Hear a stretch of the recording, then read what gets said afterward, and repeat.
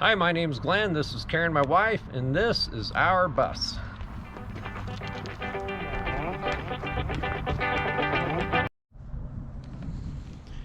Morning, Glenn Denman here. It's a beautiful Sunday morning here in Yakima Valley. Nice, beautiful sunshine. And what I'm doing today, of course, I'm working on the bus again today, and I'm going to be respraying the spray foam of the ceiling. I've picked up my foam insulation that I'm going to be using on the ceiling of the bus, not this stuff here, but this I'm going to use over some of the windows. But this insulation here has an R value of about R5, and this is going to be continuously laid over all the framework on the bus ceiling.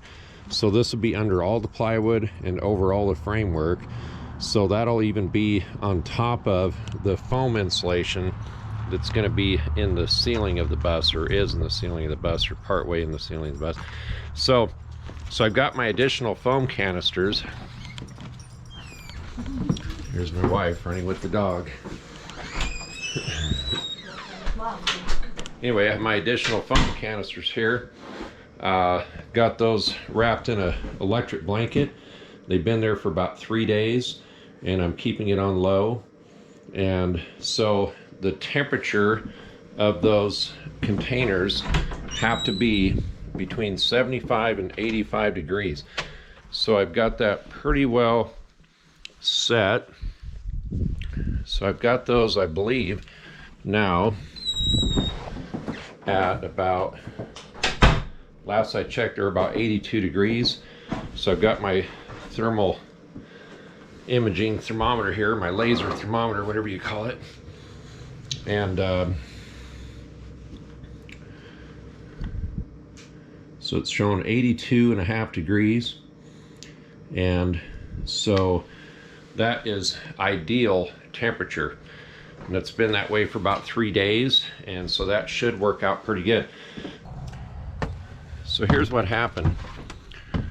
When I sprayed the bus ceiling the first time,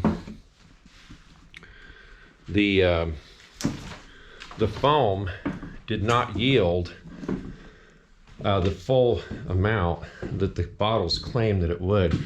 So as you can see here, I'm lacking a lot of depth in almost all of these bays. I thought maybe I got 50% out of it, but after I looked some more, it's definitely not even close to that. So one of the things I did is I went through, and when you're spraying this foam, there tends to be a lot of bridging taking place. Places where you spray the foam over a space, and if it doesn't go all the way up inside, then it just bridges over it and creates a pocket.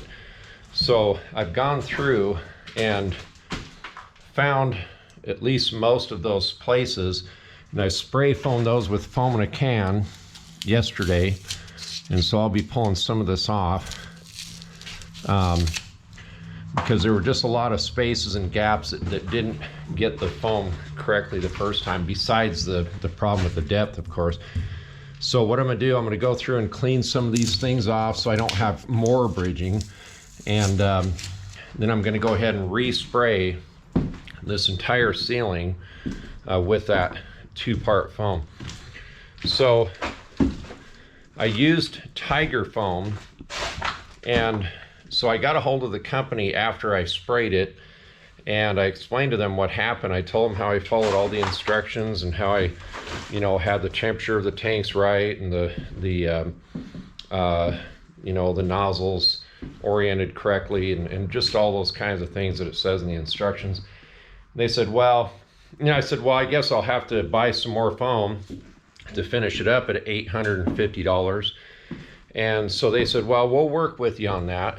And so we talked for a few more minutes, and we hung up.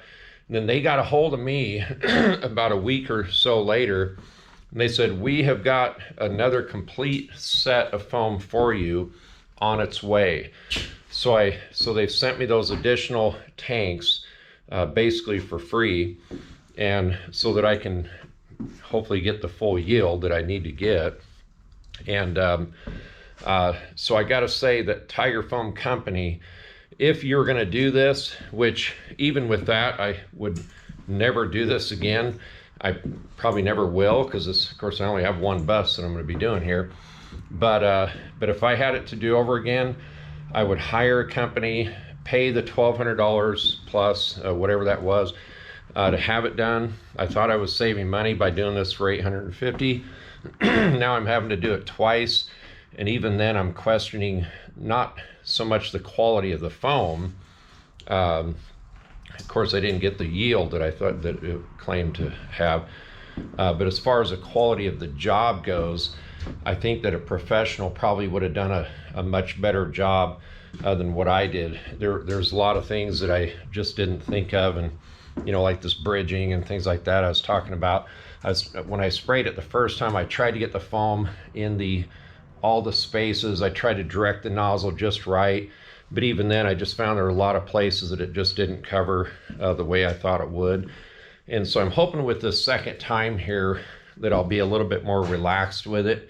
I was very rushed last time, thinking I had to hurry up and get it done. You can't let the nozzle sit for more than 30 seconds. But that shouldn't be a problem, really.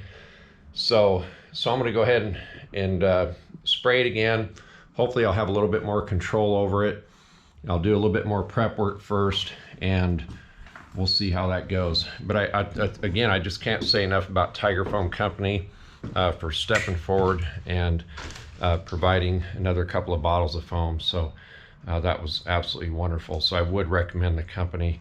Even though I wouldn't do it again myself, I would recommend Tiger Foam. So, okay, so I'm getting ready to spray the ceiling of the bus, and I've got things pretty much set up. Still got to put my suit on, and I'm going to reuse that suit from last time, and my mask, of course. Still got to put that thing on. So, and I got to attach the hoses and stuff, but I thought I'd explain a little bit here what I'm doing. So I've got my cart here, and I've kind of cleaned the floor a little bit just so I can roll this cart up and down the bus while I'm spraying, and that way I can keep the tanks with me and I don't have to worry about having to move them all the time. And that worked out pretty good last time. And then also the tanks, I've completely shook them each for about 1.5 minutes, just a couple minutes ago. And then I've got them taped down to this cart because when they start getting empty, they start getting light. So it's easy for them to tip over. So I've got them taped down, got them shook real well. Then this has an A component and a B component. The red hose attaches to the A component. The black hose attaches to the B component. Then what you do is once you attach them and you turn everything on, you got to make sure you turn the valves all the way on. Once you do that, you pull this handle and you get the foam to come out evenly all the way to the tip before you attach the nozzle. Then of course you put Vaseline on there. It keeps the foam from activating, I guess if it was to mix or something like that. But anyway, helps keep it clean. Then you snap your nozzle in place, and then away you go.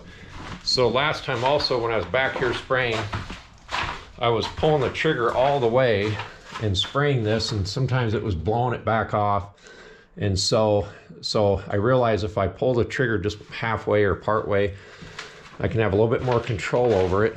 Also, I'm going to go through, and I'm not so concerned about these curved areas here because the ceiling is going to come up about 1 inch past this member here to about here, and then I can always come in and foam that later with just foam in a can or whatever. Some of these I'm going to hit again where the metal's showing, but some of these that are pretty well foamed up good, I'm not going to worry too much about those. I might hit them a little bit if I have enough foam, but I want to make sure that my cavities of the ceiling are done first. Anyway, that's the main thing, is that I get this whole top part done, because that's the part that's going to be covered right away. This won't be covered right away. I could even add fiberglass to it, or ceramic fiber, or rock wool, or whatever to these areas. So also I've gone through and kind of cleaned off some of the foam in places where I've spray foamed it. Like along here, I cleaned this out pretty much here, so the new foam will get in there and it won't bridge across these bumpy stuff like this. So this here, I'm not even going to spray this part here again this time, unless I have extra. Maybe I will, but I don't know. But I pretty much cleaned all that stuff off, or I thought I did. Anyway, so this should be ready to go. One of the other things I'm concerned about too is that, so when I got down to the end last time, this here came out real shiny and smooth. The foam looks pretty good. When you break it, it's kind of more concentrated, or it's not quite as fluffy. But anyway, I'm afraid that new foam won't stick to this. I don't know if it will or not. I guess I'll find out. If it doesn't, then I'll just have to figure out something else for that cavity. The rest of this looks pretty good. Like it's pretty well ready to go. Some of it's kind of smooth, or maybe all of it is, but it's hopefully not too smooth for the new foam to adhere to it. So anyway, so I'm working on that. Hopefully that'll work out, and I'll go ahead and set this thing to time lapse as I'm doing that work, and we'll see how it goes.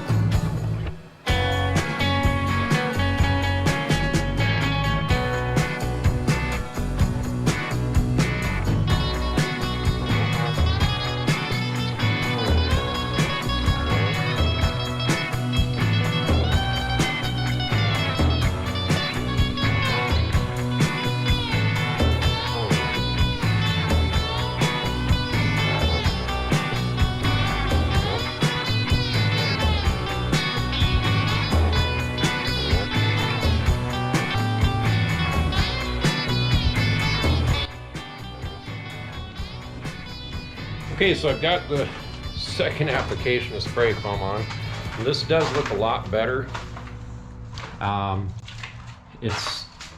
still have a lot of cavities like this here left, but that might be a ½ an inch or so down. I'm gonna have to just clean this up and just go with it. And I'll probably add some, maybe like a ½ inch of some ceramic wool or something like that to it, because it just, there's no way I'm gonna spray this a third time. So you can see here where that I probably could have done better even on the second time, but a lot of it's better. And as you can see, I mean, there really isn't a whole lot sticking down below. I mean, there's a few high places like long hair and stuff, but not enough to where the rest of it would have been filled up completely had I not had those areas sticking down. There's still a lot of cavities that just didn't get filled up. And the thing is, when you're spraying it, you can't just keep filling it up until it's level, because then it just starts gooping and falling out.